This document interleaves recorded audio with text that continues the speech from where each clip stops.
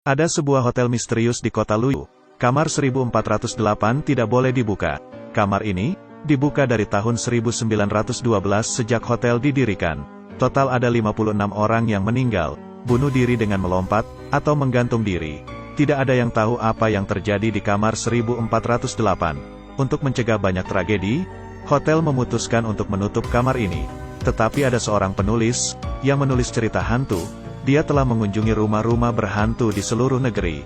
Tapi tidak pernah melihat hantu, dia tidak percaya dengan hantu. Mendengar kamar hotel ini, dia segera ke hotel itu, dan check-in. Di meja resepsionis. Tetapi diam-diam dia telah menelpon manajer hotel. Pria itu tersenyum, dan berkata bahwa kami akan meningkatkan Anda ke suite presidensial. Penulis mengatakan bahwa saya ingin kamar 1408, manajer memintanya datang ke kantor untuk mengobrol, dan merubah senyumnya. Saya dengan sungguh-sungguh meminta agar Anda tidak tinggal di kamar itu. Penulis tidak berkompromi. Manajer mengeluarkan buku catatan tebal. Anda dapat melihatnya. Korban pertama, meninggal pada tahun 1912 setelah pembukaan hotel. Dengan memotong tenggorokannya, penulis terus membalik setiap halaman. Ini adalah tragedi yang berbeda. Manajer mengatakan bahwa tidak ada yang melewati itu selama 1 jam. Dia lebih tertarik, mengatakan bahwa dia harus tinggal. Jika tidak saya akan menuntut Anda. Manajer hotel. Manajer akhirnya setuju. Manajer mengantarnya ke atas. Penulis bertanya apakah kamar kotor. Manajer menjawab kami akan membersihkannya setiap bulan. 3 orang secara bergilir, tidak boleh lebih dari 10 menit. Pintu harus dibuka. Tapi mesti begitu. Selama beberapa tahun seorang pekerja wanita menunggu di kamar mandi. Dia menunggu sampai orang keluar, matanya hilang. Sampai di lantai 14, manajer memperingatkan penulis untuk tidak masuk kamar itu. Sayangnya dia masih menolak. Time sama dengan 0.4s, lebih besar dari dia ditinggalkan sendirian. Dia mulai berjalan menuju 1408. Dan membuka buku catatan sambil melihat gambar-gambar di masa lalu. Gambar-gambar itu lebih menakutkan dan berdarah. Dia terpesona oleh buku itu. Tiba-tiba, dia menyadari bahwa dia sebenarnya telah kembali ke pintu masuk lift. Tetapi ada kekuatan dalam kegelapan. Dia menutup buku dan fokus berjalan ke kamar 1408. Sebelum masuk, dia melihat seorang ibu di kamar sebelah dengan bayi. Kelihatannya dia tidak aman. Akhirnya dia tiba di kamar 1408. Memasukkan kunci, memutar kunci, membuka pintu, menyalakan lampu. Semuanya normal di dalam ruangan. Pria itu mencibir, menutup pintu dan melihat-lihat isi kamar. Mulai dari TV, tisu juga normal, kulkas juga normal. Hanya radio yang tidak biasa. Di atas karpet ada noda aneh dan gambar lukisan juga sedikit tidak biasa. Lalu dia membuka jendela, melihat keluar. Di luar tampak normal. Tiba-tiba, radio berdering dengan sendirinya. Membuatnya kaget. Pria itu membalikan kepalanya dan melihat. Sialnya, tempat tidurnya ada kotoran. Ia merasa ada seseorang di kamar itu. Jadi dia harus waspada. Tidak ada seorang pun di mana-mana.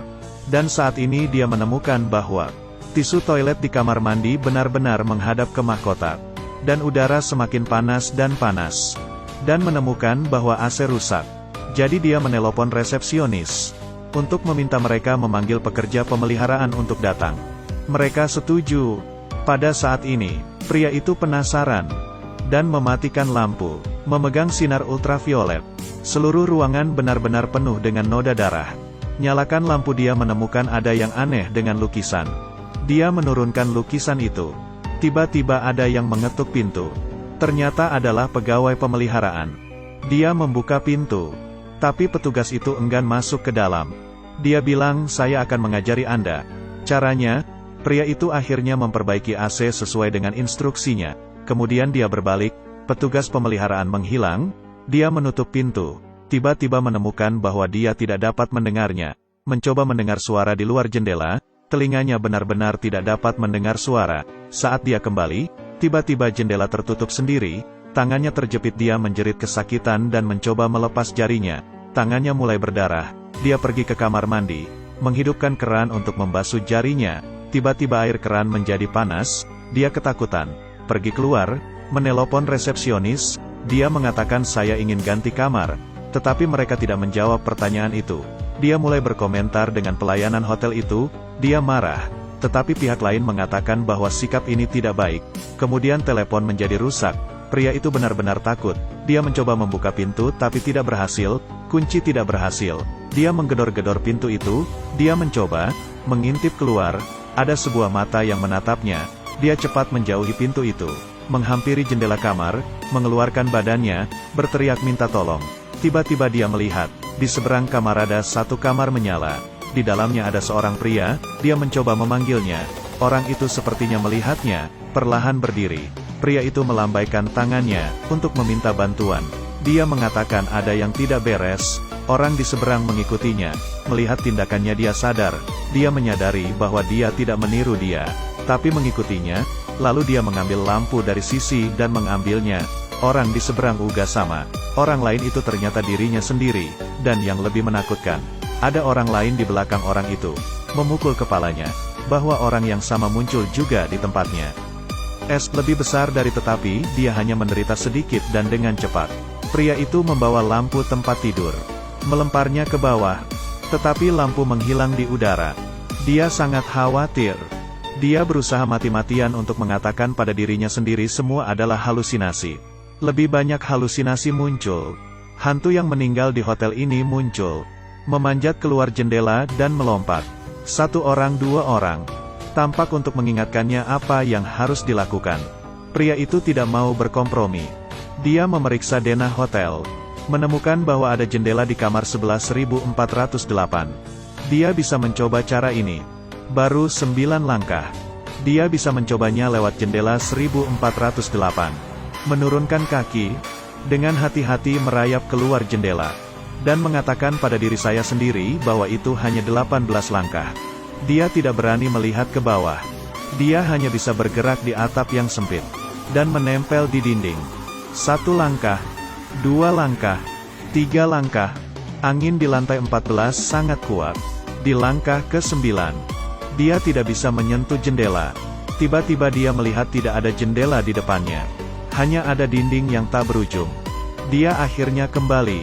Tidak mudah kembali ke kamar 1408. Jendela tertutup sendiri. Dia bangkit, dan memeriksa kembali denah kamar. Semua telah berubah.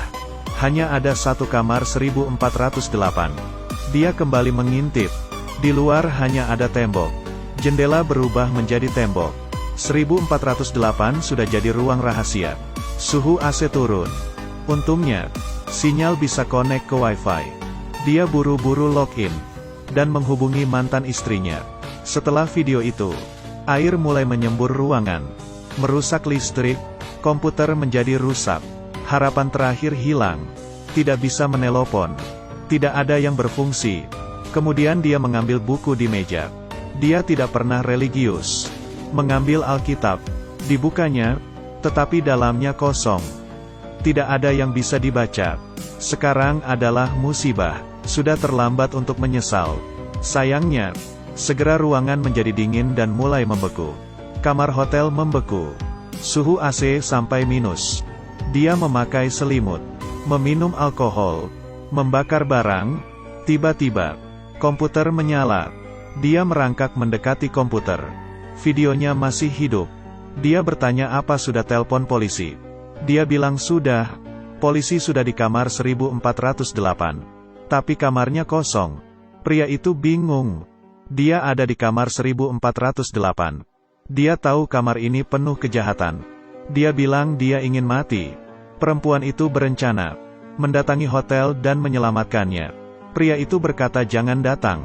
Siapa yang tahu? Layar itu tiba-tiba muncul. Cepat datang aku di kamar 1408. Anda menyelinap masuk. Pria itu mencoba menahannya. Tapi wanita itu tidak bisa mendengar suaranya. Pria itu menatapnya di layar. Pria itu tersenyum padanya. Tiba-tiba, ruangan mulai runtuh. Dinding mulai bergerak. Teriakan minta tolong kru juga mendengar satu demi satu. Di dalam kamar air terus turun. Pria itu bangkit, memukul lukisan. Air mengalir keluar dari lukisan, dan membanjiri ruangan. Pria itu berangsur-angsur kehilangan kesadaran. Akhirnya dia tersadar. Dia ada di rumah sakit. Semua orang sangat gembira. Pria itu merasa tenang. Segala sesuatu tentang 1408 hanyalah mimpi buruk. Pernahkah mereka mendengar tentang hotel itu? Perempuan itu menjawab tidak. Jadi itu hanya mimpi. Kehidupan pria yang kembali ke jalurnya. Dia mengesampingkan kematian putrinya. Mengambil inisiatif untuk kembali dengan mantan istrinya. Pengalaman 1408 ditulisnya menjadi sebuah buku. Dia membawanya ke penerbit. Di kantor pos. Tiba-tiba dia menemukan bahwa petugas kantor pos adalah petugas hotel. Kemudian terjadi hal yang luar biasa. Semua orang di kantor pos sibuk menghancurkan tembok. Ada tulisan di dinding. Ini adalah kamar 1408. Ternyata, semua orang tidak pernah meninggalkan ruangan. Saat ini, ruangan telah menjadi reruntuhan yang terbakar. Putrinya yang sudah meninggal muncul. Dia meneteskan air mata dan memeluknya erat. Tidak lama, putrinya kembali mati. Pria itu tidak bisa terima. Kenapa putrinya harus mati 2 kali? Pria itu menghancurkan barang-barang di ruangan yang begitu kejam. Kemudian, penghitung waktu berakhir. Dia bertahan selama 1 jam. Kamar itu kembali seperti semula. Telepon berdering. Pria itu mengangkatnya. Ada suara di telepon. Berkata, bahwa jam ini akan memulai kembali putaran tak terbatas. Tapi Anda juga bisa memilih layanan check-out kilat. Melihat sebuah tali yang diikat. Membujuknya untuk bunuh diri.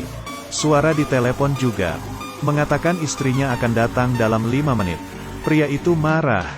Bahkan jika dia meninggal, dia akan merusak ruangan ini. Pria menghabiskan seluruh hidupnya melarikan diri. Setelah anak perempuannya meninggal, dia melarikan diri dari kenyataan. Ayahnya sudah tua di panti jompo. Dia membakar kamar, dan berniat membakar dirinya. Di lantai bawah, staf hotel semua diusir karena kebakaran. Mereka melihat api berasal dari kamar 1408. Membakar abis. Dia di atas bertekad. Dia menggunakannya botol memecahkan jendela. Kamar meledak. Semua abis di dalam 1408. Tidak ada lagi tragedi. Di dalam kamar 1408. Dia akan menjadi yang terakhir. Tetapi, kamar 1408 bukanlah kamar hotel biasa. Kamar hotel sebenarnya melambangkan hati seseorang. Tidak ada yang berani menghadapinya. Hanya ingin melarikan diri. Gemetar. Tetapi seringkali yang kesepian akan kalah. Jadi tolong jangan tinggalkan orang yang kamu cintai yang mencintaimu. Dengan mereka, kamu akan menjadi lebih kuat.